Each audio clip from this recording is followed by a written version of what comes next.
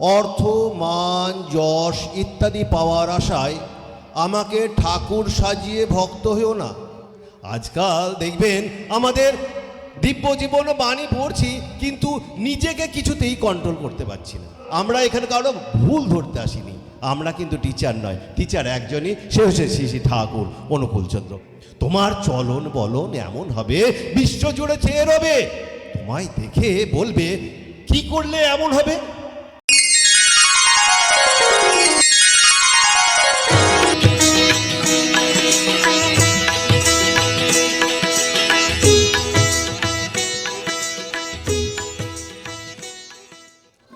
আমরা সত্যানুসরণ পড়ি।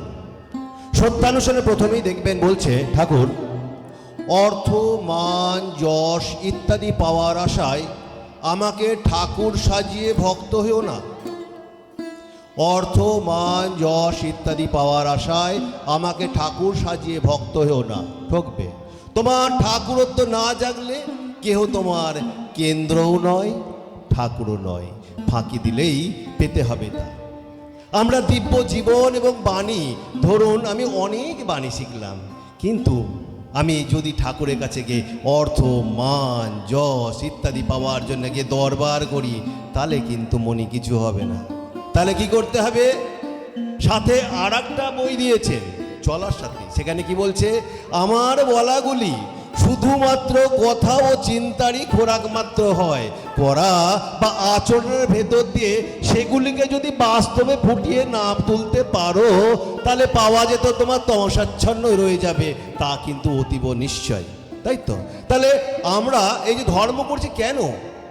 ধর্ম করতে এসেছি কেন? বেঁচে থাকা, বৃদ্ধি পাওয়া, বেঁচে থাকবো এবং আস্তে আস্তে বড় হব, সেই বড় হওয়ার জন্য আমরা এসেছি।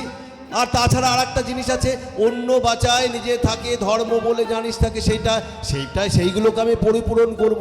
সেগুলো যদি করতে না পারি, তাহলে আমি যে তিমিরেই ছিলাম সে তিমিরেই পড়ে রইলাম। আজকাল দেখবেন আমাদের দিব্য জীবন বাণী পড়ছি, কিন্তু নিজেকে কিছুতেই কন্ট্রোল করতে পারছি না। কন্ট্রোল করতে পারছে কি? একটু কিছু হলেই রেগে যাচ্ছি, উল্টো কথা বলে বলে বলে বসছি। সেগুলো তো কাম্য নয়। আমাদেরকে কি করতে হবে? কাহাকেও কিছু বলিস যদি, একটা ছোট্ট বাণী দিব্য জীবন এবং বাণী সম্পর্কে বলছে কাহাকেও যদি কিছু বলিস, শুধু সংশোধনের তরে গোপনে তারে বুঝিয়ে বলিস সমবেদনা ভরে। আমরা কি সেটা করি? দেখবেন যখন রাগ হয়, তখন কত তাড়াতাড়ি ওর কাছে গিয়ে আমি রাগটাকে ঝেড়ে দিতে পারবো, সেই চিন্তায় কিন্তু আমরা ব্যস্ত হয়ে পড়ি। আমরা কত তাড়াতাড়ি রাগটাকে ওখানে ছেড়ে দিতে পারবো, সেই চিন্তায় ব্যস্ত হই, কিন্তু তা তো নয়। কাহাকেও যদি কিছু বলি, শুধু সংশোধনের তরে গোপনে তারে বুঝিয়ে বলি সমবেদনা ভরে। তাহলে কি করতে হবে? যদি সত্যি করে রাগ হয়, তাহলে পাশে ডেকে নিয়ে গিয়ে গোপনে তাকে বলতে হবে। কিন্তু বলার একটা নিয়ম আছে, সেই নিয়মটাও তো শিখতে হবে। কি করে বলবো? বলতে বলেছে আমি বলবো, কিন্তু কি করে বলবো? দেখবেন বড়া পাও খেয়েছেন, বড়া পাও দেখবেন দুই পাশে, ভেতরে শশা কুচি, কুচি, এগুলো দেখবেন বম্বেতে বেশি করে পাওয়া যায়। ভেতরে থাকে কিন্তু ওই সবগুলো শশা কুচি, টমেটো ইত্যাদি ইত্যাদি থাকে। ওপরে থাকে দুই পাশে দুটো ওই পাউরুটি থাকে, তারপর মাখন, দুই পাশে মাখন দেওয়া থাকে। তো কাউকে কিছু বলতে গেলে পাশে ডেকে নিয়ে গিয়ে প্রথমে মাখনের মতন প্রলোভ দিতে হবে, মাখনের মতন দিতে হবে। না সত্যি তুই খুব ভালো করছিস, এই যে সৎসঙ্গে এসছিস, পরিচালনা করছিস, দেখভাল করছিস, এগুলো কিন্তু সত্যি খুব ভালো। তারপরে কি কিন্তু কচরা, তুই যে ওই কাজটা করেছিস না, ওটা কিন্তু খুব খারাপ, এবার থেকে কিন্তু ওটা করবি না, এটা সংশোধন করা লাগে। এই যে সংশোধন করে দিলেন, আবার শেষে কিন্তু আবার একটা প্রলেপ মারবেন, আবার একটা মাখনের মতন প্রলেপ দেবেন, দিয়ে সেইটাকে রিলিজ করে দেবেন। কারণ আমরা এখানে কারো ভুল ধরতে আসিনি, আমরা কিন্তু টিচার নয়, টিচার একজনই, সে হচ্ছে শ্রী শ্রী ঠাকুর অনুকূলচন্দ্র। তার মন্ত্রে দীক্ষা নিয়েছি, তাকে কি করে আরো বেশি করে প্রতিষ্ঠা করব, সেইটাই ঠাকুর এক জায়গায় বলছে, তোমার চলন বলনে এমন হবে বিশ্বজুড়ে চেয়ে রবে। তোমার চলন বলন এমন হবে বিশ্বজুড়ে চেয়ে রবে, তোমায় দেখে বলবে কি করলে এমন হবে। তোমায় দেখে সবাই বলবে কি করলে এমন হবে, তুমি তখন বলবে সদ্গুরুকেই স্মরণ করো, সদ্গুরুরই আদেশ নির্দেশ নিষ্ঠা সহ পালন করো, সদ্গুরুরই স্মরণ করো, সদ্গুরুরই আদেশ নির্দেশ নিষ্ঠা সহ পালন করো। যদি এই নিষ্ঠা সহ পালন করা যায়, তখন দেখবেন ধর্ম আপনার মধ্যে ফুটে উঠেছে, তখন কিন্তু আপনি যাকে নিয়ে চলবেন, যে কথা বলবেন, সেগুলো কিন্তু পরিপূর্ণ হবে, তার আগে কিন্তু হবে না। কিন্তু অনেক কথা বলার ছিল, হয়তো খুব সংক্ষেপে কথা বলতে হবে, সেই জন্য আমি একটা ছোট্ট গল্প বলে আপনাদের শেষ করব। একদিন এক ভোরবেলায় ভিখিরি ভিক্ষা করতে বেরিয়েছে। এক ভিখিরি ভিক্ষা করতে বেরিয়েছে, তো ভিখিরি অপূর্ব এক স্বপ্ন সমূহ লাগিতে চাইলে চক্ষুমম। একজন সেই যখন ভিক্ষা করে ভোরবেলায় বেরোচ্ছে, তখন দেখছে একজন রাজা একটা রথে করে ঝুমঝুম করে আসছে, করে রথ নিয়ে আসছে। তো রাজাটা দেখতে কেমন, বলছে অপূর্ব এক স্বপ্ন সমূহ লাগিতে ছিল চক্ষে মম, কি বিচিত্র শোভা, কি বিচিত্র সাজ, আমি মনে মনে ভাবিতেছিলেন এ কোন মহারাজ। সকালবেলায় দেখছে ভিখিরি, দেখছে যে একজন রাজা রাস্তা দিয়ে আসছে।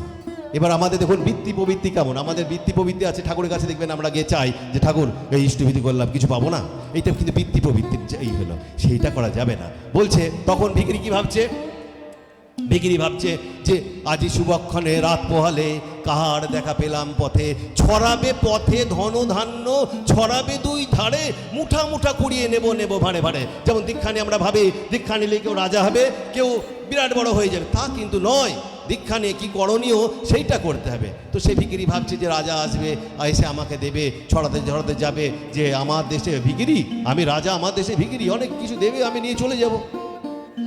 হঠাৎ দেখছে যেখানে ভিখিরি দাঁড়িয়ে আছে সেইখানে এসে রথটা দাঁড়িয়ে গেল। ভিখিরি ভাবছে তাহলে রাজা এই সকালবেলায় ভিখিরিকে দেখে তাহলে পেটাবে হয়তো রাজা।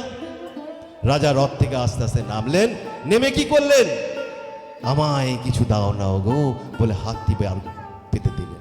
আমায় কিছু দাও না বলে হাতটি পাতলেন। কে পাতলেন? রাজা। ভিখিরি তখন কাঁপছে, হাত কাঁপতে কাঁপতে সেই ভিক্ষার ঝুলি থেকে একটি মাত্র দানা রাজার ওই হাতে তুলে দিলেন। রাজা সেইটাই মাথায় নিয়ে চলে গেলেন। সন্ধেবেলায় সারাদিন ভিক্ষার পর সন্ধেবেলায় যখন সেই ভিক্ষা ঝুলি রাত্রির বেলায় মেঝের ওপর ছেড়েছে, তখন দেখছে তার মধ্যে একটা যেন ঝকঝক ঝকঝক ঝকঝক করছে, মুক্ত ঝকঝক করছে। তখন ভিখিরি চিন্তা করছে, আরে আমার এই ভিক্ষার ঝুলির মধ্যে এই মুক্ত কি করে এলো, তখন ভিখিরি কাঁদছে আর বলছে, আমার কেন দিনিয়োগ সকল শূন্য করে, আমি ওই যে রাজাকে দিয়েছিলাম সকালবেলায়, যেটা দিয়েছিলাম সেটাই রিটার্ন এসেছে। আমি যদি আমার পুরোটা দিতে পারতাম তাহলে হয়তো আজকে আমি পুরোটাই রিটার্ন পেতাম। আমরাও তেমনি দেখবেন প্রত্যেক দিন নিত্য নৈমিত্তিক আমরা ইষ্টভীতি করি, তাকে যদি সেই রকম ভাবে দিতে পারি তখন আর কাঁদতে হবে না, বলতে হবে না আমার কেন দিনিয়োগ সকল শূন্য করে। খুব বেশি সময় নেই, আপনারা মন দিয়ে চাইবেন না, শুধু দিয়ে যান। দিতে যে পারে না পাওয়া তার হয় না, তাই দিতে হবে, দেওয়াই হচ্ছে পাওয়ার জননী। তাই দেব, এমনভাবে দেব যাতে আমার কোনো বৃত্তি বা প্রবৃত্তি না আসে, যাতে ওই একটা ছোট্ট দানা নয়, তাকে উজাড় করে দিলে উজাড় করে পাওয়া যাবে। আপনারা যারা এখানে সৎমন্ত্রে দীক্ষিতা পেয়েছেন তারা অত্যন্ত ভাগ্যবান। শেষ লাইনে বলি, বহু নাম জন্ম নাম অন্তে জ্ঞানবাম মম প্রপদ্যতে, বাসুদেবায় সার্বমিতি সমহত্ব সদুর্লভ। অনেক জন্ম এইভাবে ঘোরাঘুরি করেছেন, গেছেন এসেছেন, এই একটা জন্ম পেয়েছেন। কাকে পেয়েছেন? বাসুদেবকে। স্বয়ং আমার স্টেজে বাসুদেবকে পেয়েছেন, ছাড়বেন না।